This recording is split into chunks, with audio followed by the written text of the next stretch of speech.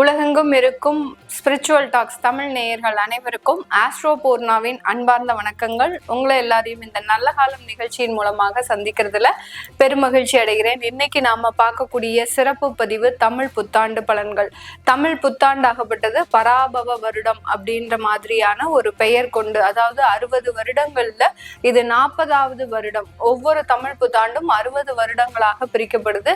இது 40வது வருடமாக இந்த பராபவ வருடம் தொடங்குகிறது. இது 14ஆம் தேதி ஏப்ரல் மாதம் தொடங்குகிறது. இந்த பராபவ வருடத்துல என்னென்ன மாதிரியான மாற்றங்கள் உலக அளவில அடுத்து பார்த்தீங்கன்னா உங்களுடைய வாழ்க்கை முறையில என்னென்ன மாதிரி நடக்க போகுது அப்படின்றதுதான் இந்த பதிவுல நம்ம தெளிவா பார்க்க போறோம். இந்த பராபவ வருடம், பராபவம் அப்படின்னா என்ன அப்படின்னு பார்க்கும்போது ஒரு சுழற்சி முறை அப்படின்றது இந்த பொருளை கொடுக்கும். அதுல ஜோதிட ரீதியாக புகழின் உச்சியில இருக்கக்கூடிய நிறைய அன்பர்களுக்கு சில ஏமாற்றங்களையும் சில தோல்விகளையும் கொடுக்கக்கூடிய ஒரு பொருளாக தான் நம்ம ஜோதிட ரீதியாக கணிக்கிறோம். அதனால எல்லாருக்குமே என்னென்ன மாற்றங்கள் வருது அப்படின்றத இந்த பதிவை நீங்க கடைசி வரைக்கும் ஸ்கிப் பண்ணாம பாருங்க. இந்த சேனலை முதன்முறையா பாக்குறீங்க அப்படின்னா சப்ஸ்கிரைப் பண்ணிக்கோங்க. பெல் பட்டன்ல ஆல் ஆப்ஷன் சூஸ் பண்ணிக்கோங்க.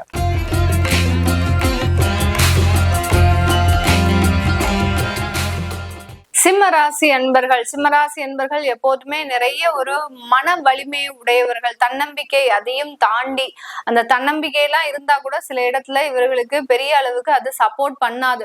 இருந்தாலும் அந்த மன வலிமை அப்படின்றது, இதையும் கடந்து செல்வோம் அப்படின்ற மாதிரியான சில இடத்துல ஒரு அபரிமிதமான ஒரு நம்பிக்கை, ஒரு அசாத்தியமான ஒரு நம்பிக்கை இவர்களை மிகப்பெரிய ஒரு பிரச்சனைகள் இருந்து காப்பாற்றக்கூடிய ஒரு அமைப்பு அப்படின்றது இந்த சிம்மராசி என்பர்களுக்கு இருக்கு. என்ன சிம்மராசி என்பவர்கள் மன வலிமையோட இருந்தாலும் இந்த கேது பகவான் கடந்த 1.5 வருடங்களாக இவர்களினுடைய ராசியின் மீது பயணிக்கிறதுனால என்ன முடிவு எடுத்தாலும் கடைசி நேரத்துல சொதப்பிடுது மேடம். அதே சமயத்துல கை கெட்டினது வாய் கெட்டாத கதையாக பெரிய அளவுக்கு ப்ராஜெக்ட்ஸ் எல்லாம் வந்து அது எல்லாமே எங்களுக்கு கேன்சல் ஆகக்கூடிய ஒரு அமைப்புகள்லாம் இருந்திருக்கு. இந்த மாதிரியாக அந்த கேது பகவான் கிடைக்க வேண்டிய நேரத்துல சில விஷயங்களை கிடைக்க விடாமல் தடை செய்யக்கூடியவர். கேதுவனுடைய வேலையே பாத்தீங்கன்னா ஒரு தேருக்கு எப்படி முட்டுக்கால் வச்சுக்கிட்டே இருப்பாங்களோ அதே மாதிரிதான் இந்த கேது பகவான் ஒவ்வொரு ஸ்டெப்லயும் அப்படியே ஒரு முட்டுக்கட்டை போட்டுட்டே வருவார். அந்த முட்டுக்கட்டை பாத்தீங்கன்னா நம்மளால அந்த விஷயத்துல இருந்து தாண்ட முடியாத அளவுக்கு, இப்ப தேருக்கு முட்டுக்கட்டை போடும் போது எப்படியாவது அந்த தேரை நகர்த்தணும்ன்ற 1000 பேர் 10,000 பேர் அதை நகர்த்துறதுக்கு முயற்சி செய்வாங்க. ஆனால் வாழ்க்கையில் இந்த கேது பகவான் போடக்கூடிய ஒவ்வொரு முட்டுக்கட்டையும் பாத்தீங்கன்னா மிக பெரிய அளவுக்கு அந்த இடத்துல நம்மளால வாழவே முடியாது, நம்மளால இந்த விஷயங்களை தாண்டி வரவே முடியாது அப்படின்னு சொல்லக்கூடிய அளவிற்கு மிகப்பெரிய ஒரு நெகட்டிவான சில விஷயங்களை செய்து வச்சுட்டு போயிடுவார். அதுதான் அந்த கேது பகவானுடைய ஒரு சிறந்த ஒரு குணாதிசயமே கூட. அதுதான் இந்த சிம்ம ராசி என்பவர்களுக்கு கடந்த 1.5 வருடங்களாக நடந்துட்டு இருக்குது. என்ன விஷயங்கள் எடுத்தாலும் அதுல ஒரு தடை, தாமதம், பண வரவுகள்ல மிகப்பெரிய ஒரு நெருக்கடிகள். அடுத்து யார்கிட்ட எல்லாம் நீங்க கடன் வாங்க கூடாது அப்படின்னு நினைச்சீங்களோ அவங்க கிட்ட எல்லாம் கடன் வாங்கக்கூடிய ஒரு சிச்சுவேஷன், அந்த கடன்னால அவமானங்கள், அவஸ்தைகள், இப்படி எல்லாம் பல மடங்காக நம்ம சொல்லிக்கிட்டே போலாம். ஒவ்வொரு நிமிஷமும் ஒவ்வொரு நாளும் ஒவ்வொரு மணித்துளியும் அதிகப்படியான தடைகளை தாண்டி வந்து கொண்டு இருப்பவர்கள் நம்ம சிம்மராசி என்பர்கள். இப்போ இவர்களுக்கு தமிழ் புத்தாண்டு எப்படி இருக்க போகுது? தமிழ் புத்தாண்டுல இவர்களுக்கு மிகப்பெரிய ஒரு ரிலீஃப் தான். ஏன்னா உங்களுடைய அந்த கேது பகவான் அந்த டிசம்பர் மாதம் அப்படின்னு சொல்லக்கூடிய கார்த்திகை மாதத்துல இருந்து உங்களுக்கு மிகப்பெரிய ஒரு ரிலீஃப இந்த கேது பகவான் கொடுத்துட போறாரு. ஏன்னா உங்களுடைய ராசிக்கு 12ஆம் இடத்துலதான் கேது பகவான் போக போறாரு. அதனால ஏன்னா முற்றும் துறந்த ஞானியாக இப்பதான் நீங்க வாழ்ந்துட்டு இருக்கிறீங்க. எந்த விதமான ஆசாபாசங்களுக்கும் உங்களுடைய மனம் இடம் கொடுக்காமல் உங்களுடைய தேவைகளை மட்டுமே நீங்க நோக்கி பயணிச்சிட்டு இருக்கிறீங்க. அது இன்னமும் தொடரக்கூடிய ஒரு அமைப்பாக தான் இருக்க போகுது. 12ஆம் இடத்துல கேது பகவான் வந்தாச்சு அப்படின்னாலே உங்களுக்கு இருக்கக்கூடிய பிரச்சனைகள் எல்லாமே நிவர்த்தி ஆகக்கூடிய ஒரு நேரமாக இருக்கும். முதல்ல நம்ம செய்ய வேண்டிய ஒரு நிவர்த்தி அப்படின்னு பாத்தீங்கன்னா கடன் பிரச்சனைகளுக்கு தான் நிவர்த்தியை அந்த கேது பகவான் கொடுக்க போறாரு. அடுத்து பாத்தீங்கன்னா உங்களுடைய 6ஆம் இடத்துல ராகு பகவான் இருக்கிறார். ரொம்ப ஒரு தன்னம்பிக்கை, அதாவது போராடக்கூடிய சக்தியை இந்த ராகு பகவான் உங்களுக்கு கொடுக்க போறாரு. இது நாள் வரைக்கும் 7ஆம் இடத்துல இருந்தவர் 6ஆம் இடத்திற்கு வர்றதுனால களத்திரத்தினால நிறைய பிரச்சனைகள் இருந்திருக்கும். வரன் தேடக்கூடிய விஷயத்துல நிறைய பிரச்சனைகள் இருக்கக்கூடிய இந்த சிம்மராசி என்பர்களுக்கு அதிலிருந்து எல்லாம் நிறைய ஒரு நிவர்த்திகளை இந்த சிம்மராசி என்பர்களுக்கு இந்த ராகு கேதுவினுடைய பெயர்ச்சி மிக அபரிமிதமான ஒரு மாற்றத்தை கொடுக்க போகுது. அஷ்டம சனி அப்படின்றது எல்லாருக்குமே ஒரு பயங்கரமான ஒரு நெகட்டிவான ஒரு வைபை கொடுத்துக்கிட்டே இருக்கு. ஏன் அந்த அஷ்டம சனி இந்த மாதிரியான பிரச்சனைகளை கொடுக்க? சனின்றது கர்மகாரகன், தொழில்காரகன், அடுத்து பாத்தீங்கன்னா நேர்மை, அதாவது நீதி, நியாயம், தர்மம், இதுக்கு எல்லாத்துக்கும் சொந்தக்காரர். அப்படி இருக்கும்போது அவர் அஷ்டமத்துல போய் மறைஞ்சு இருக்கிறார். அப்போ நீங்க எப்படி இருக்கணும்? என்ன வேலை இருக்கோ அதை மாத்திரம் செய்யணும். இந்த சிம்மராசி என்பர்கள் பொறுப்புணர்ச்சி ரொம்ப ஜாஸ்தி, அதே மாதிரி பஞ்சுவாலிட்டியும் ரொம்ப ஜாஸ்தி.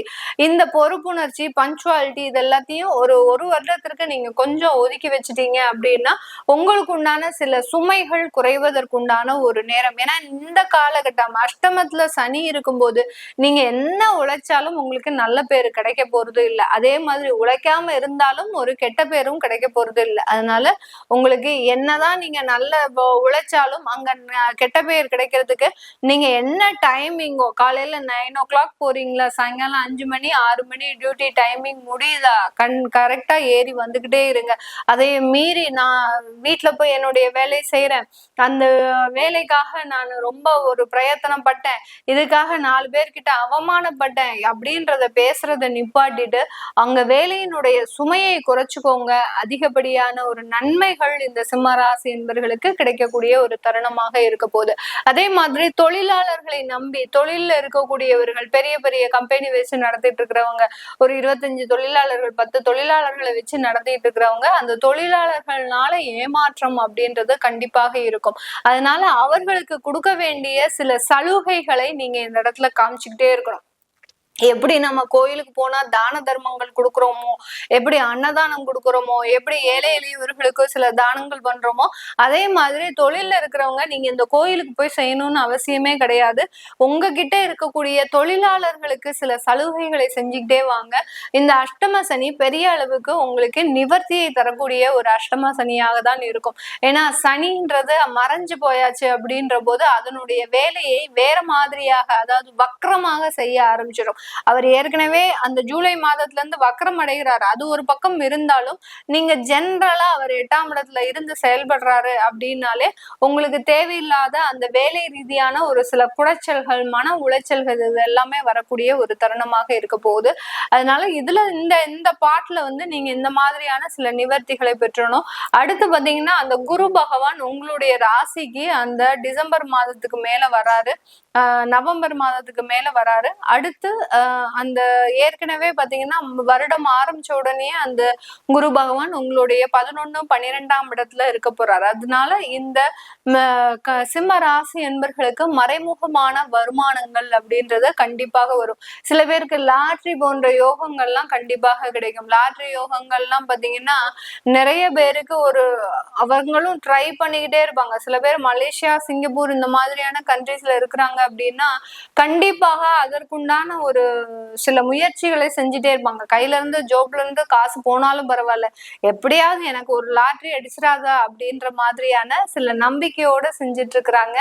அவர்களுக்கு எல்லாருக்குமே இந்த காலகட்டம் ரொம்ப அற்புதமான காலகட்டம். அந்த மாதிரியான திடீர் ராஜயோகங்கள்லாம், அதாவது அந்த குரு பகவான் 12ஆம் இடத்துல வரும்போது அந்த புதையல் போன்ற சில விஷயங்கள்லாம், புதையல்னா என்ன, உங்களுக்கு கிடைக்காத சில விஷயங்கள் கிடைக்கக்கூடிய ஒரு நேரம். நம்ம புதையல் அப்படின்னு சொல்லியாச்சுனாலே எங்கேயாவது போய் எங்களுக்கு தங்கம் கிடைக்குமா, நகை கிடைக்குமா, அடுத்து பாத்தீங்கன்னா காசு கிடைக்குமா, கோடி கோடியா கொட்டுமா அப்படின்ற மாதிரியான சில கேள்விகள்லாம் கமெண்ட் பாக்ஸ்ல வரும்.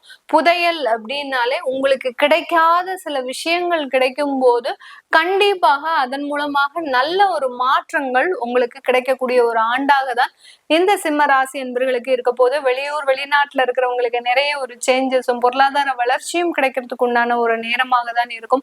இது எல்லாமே நம்ம கோச்சார நிலவரப்படி பலன்களை கணிச்சு சொல்லியிருக்கிறோம். உங்களுடைய சுய ஜாதக தசாபுத்தி பலன்களை பார்க்கணும் விருப்பப்படுறவங்க கீழே இருக்கிற நம்பருக்கு வாட்ஸ்அப்ல அப்பாயின்மெண்ட் வாங்கிக்கிட்டு நீங்க கன்சல்ட் பண்ணிக்கலாம். உங்களுடைய குழந்தைகளுக்கு ஜாதகம் எழுதணும், நியூமராலஜி படி பெயர் வைக்கணும்னு நினைக்கிறவங்களும் கீழே இருக்கிற நம்பருக்கு வாட்ஸ்அப்ல நீங்க மெசேஜ் அனுப்புங்க. அதற்குண்டான விவரங்கள் தெரிய வரும். உங்களிடமிருந்து விடைபெறுவது உங்கள் ஆஸ்ட்ரோ பூர்ணா.